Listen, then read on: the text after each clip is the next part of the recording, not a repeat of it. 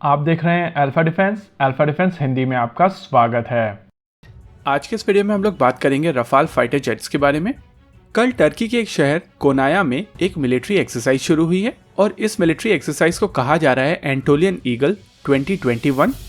इस एक्सरसाइज के दौरान पहली बार Rafale fighter jet JF-17 Thunder और F-16 के सामने होंगे और इसी वजह से कई एनालिस्ट का मानना है कि पाकिस्तानी JF-17 थंडर और टर्किश F-16 को रफाल के क्रूशल सिग्नल इंटेलिजेंस और इलेक्ट्रॉनिक इंटेलिजेंस मिलने के चांसेस बढ़ जाते हैं। इस चीज के बारे में ज्यादा डिटेल में बात करने से पहले आइए पहले समझ लेते हैं इस इंटरनेशनल एंटोलियन ईगल 2021 एक्सरसाइज को। ये एक्सरसाइज जून 21 से लेकर जुलाई 2 तक होने वाली है। क्योंकि ये एक्सरसाइज टर्की के कोनाया शहर में थर्ड मेन जेट बेस पर होने वाली है जो कि एंटोलियन रीजन में है, इस वजह से इसका नाम एंटोलियन ईगल रखा गया है। इस एक्सरसाइज में जो मेन पार्टिसिपेंट्स हैं वो है अजरबैजान की एयरफोर्स, कतर की एयरफोर्स, पाकिस्तानी एयरफोर्स और टर्किश एयरफोर्स। इनके अलावा नेटो के भी कुछ कंपोनेंट्स इस एक्सरसाइज में पार्टिसिपेट करने वाले हैं। और अगर ऑब्जर्वर की बात की जाए तो ये लिस्ट लंबी है। ऑब्जर्वर्स हैं Bangladesh, Belarus, Bulgaria, Georgia, Iraq, Sweden, Kosovo, Lebanon, Hungary, Malaysia, Niger, Romania, Tunisia, Ukraine, Oman, Jordan और जापान। यानी कि ये एक्सरसाइज एक काफी बड़ी एक्सरसाइज है। लेकिन यहाँ पर सबसे इम्पोर्टेंट कंपोनेंट्स टर्की की तरफ से फील्ड किए जा रहे हैं। जहाँ अजरबैजानी एयरफोर्स की तरफ से 2 MiG-29 और 2 Su-25 इस एक्सरसाइज में उतारे जा रहे हैं, वहीं कतर की तरफ से 4 रफाल फाइटर जेट्स इस एक्सरसाइज में उतारे जा रहे हैं। पाकिस्तान इस एक्सरसाइज में 5 JF-17 थंडर लेकर जा रहा है। वहीं टर्की की तरफ से 38 F-16 C और D वेरिएंट इस एक्सरसाइज में उतारे जाएंगे। और इसी वजह से बहुत सारे एनालिस्ट का मानना है कि कतारी एयरफोर्स के रफाल फाइटर जेट्स के ऊपर टर्किश और पाकिस्तानी एयरफोर्स की तरफ से सिग्नल इंटेलिजेंस और इलेक्ट्रॉनिक इंटेलिजेंस करने की कोशिश की जा सकती है।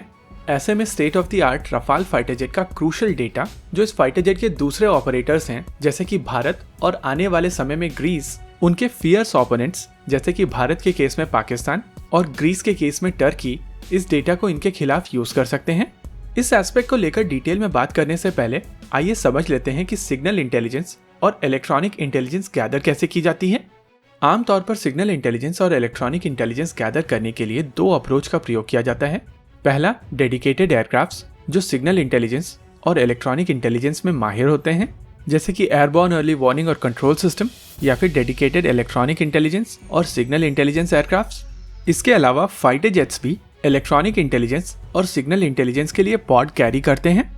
लेकिन आमतौर पर इस तरीके की एक्सरसाइज में जब फाइटर जेट्स जाते हैं तो ये इलेक्ट्रॉनिक इंटेलिजेंस और सिग्नल इंटेलिजेंस के लिए डेडिकेटेड पॉड्स कैरी नहीं करते हैं। हालांकि ये फाइटर जेट्स रेडार और दूसरे सेंसर्स को कैरी करते हैं। ऐसे में RCS डेटा और दूसरे सेंसर से कलेक्ट किया हुआ डेटा इन फाइटर जेट्स को मिल जाता है। लेकिन ये डेटा कितना क्रूशल होता है और इसका एनिमी के ऊपर कितना इम्पैक्ट पड़ता है वो तो प्लेटफॉर्म को लेकर एक्सपोजर और फोर्सेस की अपनी डॉक्ट्रिन के ऊपर डिपेंड करता है। रही बात इसका ग्रीस और भारत के ऊपर होने वाले इम्पैक्ट को लेकर, तो इस बात में कोई दो राय नहीं है कि टर्की और पाकिस्तान को रफाल फाइटर जेट से रिलेटेड कुछ डेटा जरूर मिलेगा। लेकिन यहाँ पर यह भी ध्यान देना जरूरी है कि कतर के रफाल, भारत को मिलने वाले रफाल और आने वाले समय में जो ग्रीस को रफाल मिलेंगे उनसे काफी डिफरेंट है।